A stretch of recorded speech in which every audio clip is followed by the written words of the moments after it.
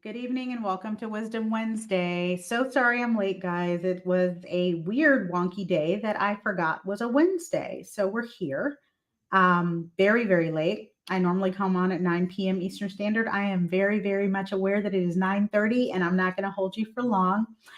Um, I actually went live a little bit earlier today about something that happened that really shook me.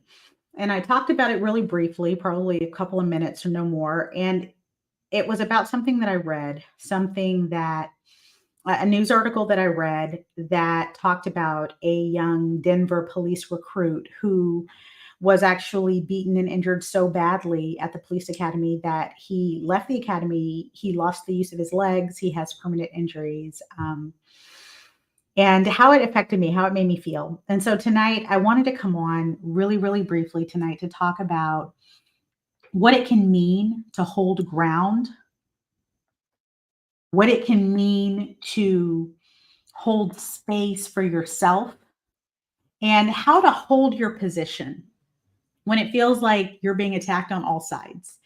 I talk often, and if this is your first time catching one of my lives, I want to just introduce myself briefly. I'm Naomi, also known as the How To Chick. I'm a child of God, a wife, a mom, an attorney, a coach, a mentor, and a speaker. But most importantly, I believe that you can do anything, but you can't do everything, and you have to choose wisely.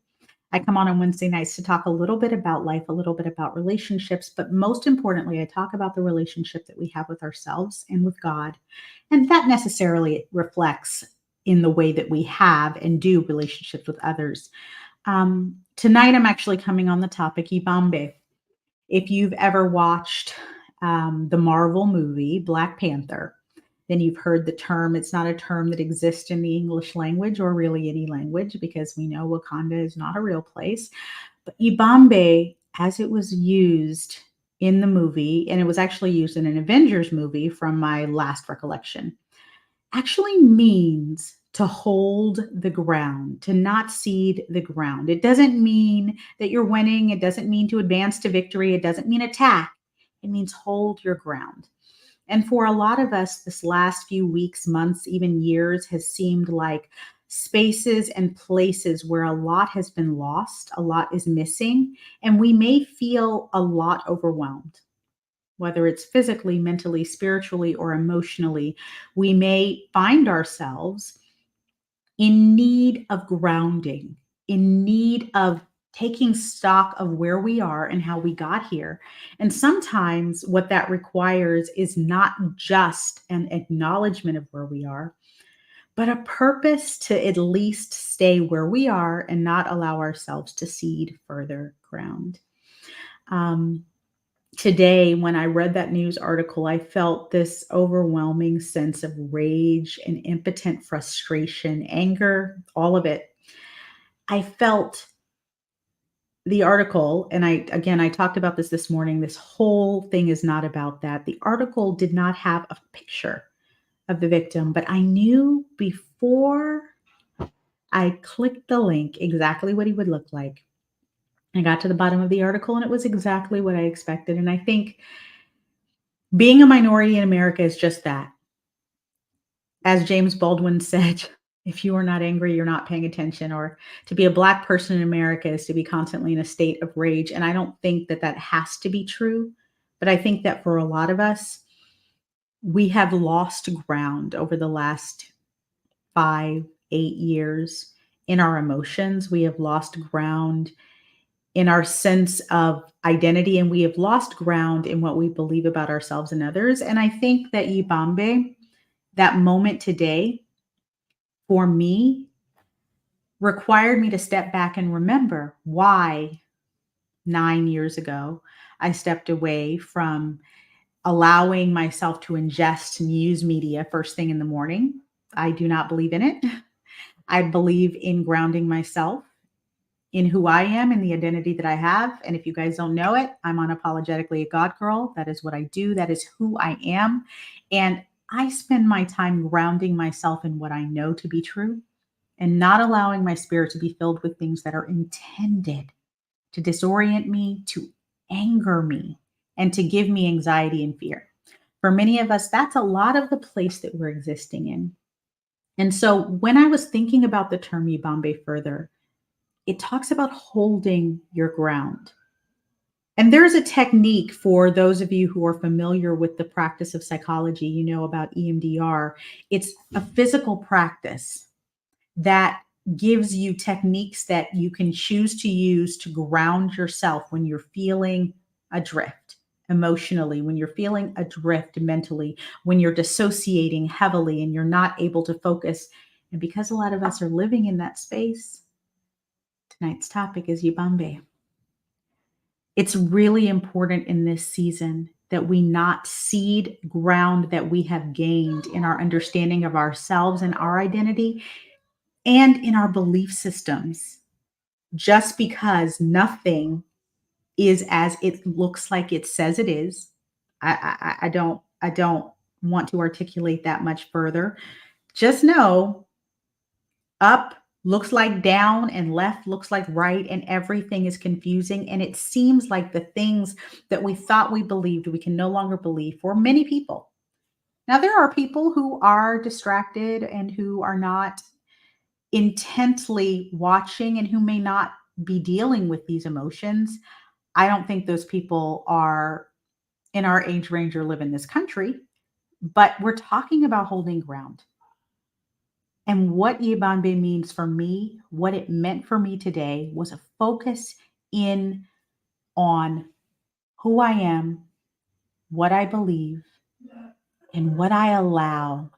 Because what I recognized is I was not going to allow myself to get to a place of impotent rage, of anger, of shutdown, of emotional terror. I have 3 boys over the idea, right, that America could return to being as it once was. I'm not going to allow myself to wallow in despair and to spend a lot of time in anxiety. A good friend of mine, who's also a pastor and a coach, defines anxiety as worrying and having fear in the present for something that may or may not happen. So, in other words, we're speculating and we're creating things to be afraid of. And it really struck me then, as it strikes me now, that even for those of us who are clinically diagnosed as anxious people, even for those of us who have already done the work, have medicated, have practiced our grounding and breathing techniques, who have implemented boundaries as I have in my life to deal with those moments of anxiety, it can be very difficult to recognize when the triggers shift and we no longer start recognize ourselves as feeling anxious in spaces, but as being anxious. We don't recognize the shift from when we occasionally become angry to when we operate in a space of anger. We are angry. In Spanish, there's a verb difference for to be. There's ser, which means I am, which is, I am, me, myself, and I. And then there's a star, which is a state of being. Estoy hambre, I'm hungry. You know, it's important for us to recognize and take stock of exactly where we are and to recognize if we have ceded any ground and to know how we can hold the ground that we have and or recover territory that we've lost in our emotions. Part of that is going to be setting boundaries in this season. For myself, I had to remind myself this morning that we are not starting our day reading any news, even if it flashes across our screen looking quite official while we're working. I've also had to remind myself in this season that it is not necessary to comment on everything that happens in the political news cycle. I have in past years been very politically involved. I still am. I read and I know what's going on, but I do it when I have the bandwidth and the space. And what that means is that I'm actively checking in with myself to make sure that I'm in a place to be able to mentally and emotionally process the absolute insanity that is coming out hour, minute by minute, not hour, not day, minute by minute, moment to moment. The news cycle becomes increasingly more bizarre and it's intentional. Yibambe means that we have to hold our ground. We have to protect with boundaries our emotions. We have to take time to take stock of how we are feeling and whether we have allowed a feeling to shift to a state of being. Because if we're operating out of a state of being that doesn't reflect our true identity, we're doing ourselves and those around us a disservice. And how to take the time to ground ourselves in what's real. I've talked and I did several sessions where I specifically talked about having an identity and knowing what your identity is and knowing who your identity should be in if you are a Christian. And that can be very difficult when you find yourself not knowing what to believe, not knowing how to feel from moment to moment, and worrying about what to do. So, grounding means that we start to focus in the present. And there's something, there are a lot of people who don't believe in EMDR therapies and things like that. I understand if you don't, but there's a very good takeaway that I got from it. And that is if you focus on the one thing that is in your control, if you take your mind off the past and refuse to put any energy into the future, you are grounded in the present. What is here, what is real, what is now. You can start with the breath.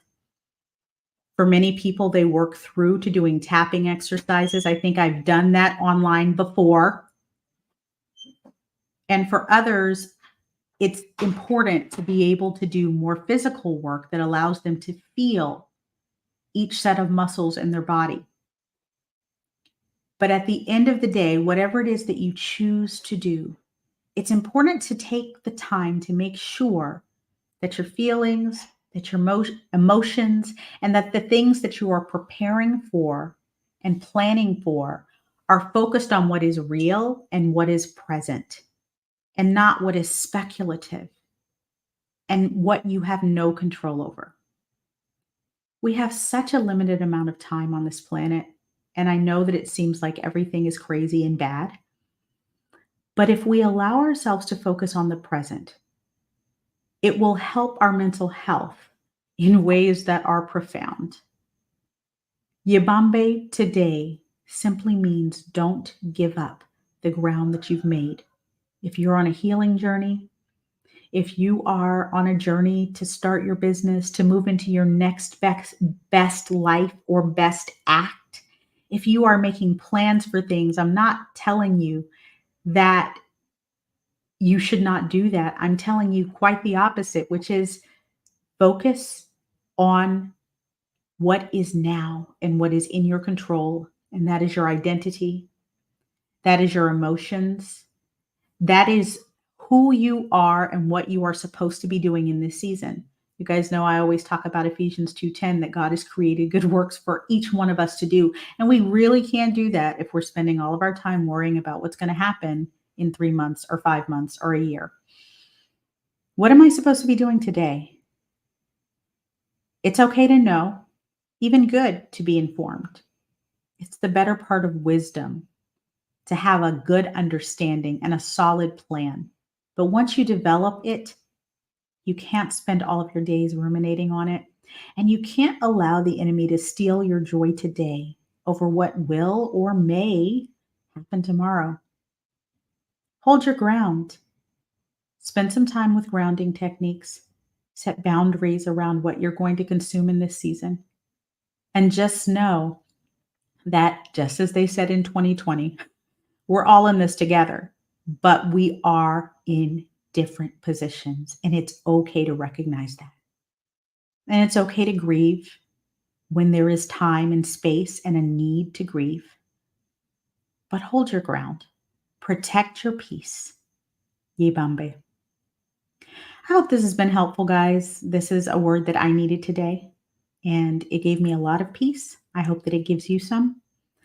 I hope that you take some time to take stock of where you are, set some good boundaries, and come back to the present. You can do anything, but you can't do everything. Choose wisely. Good night.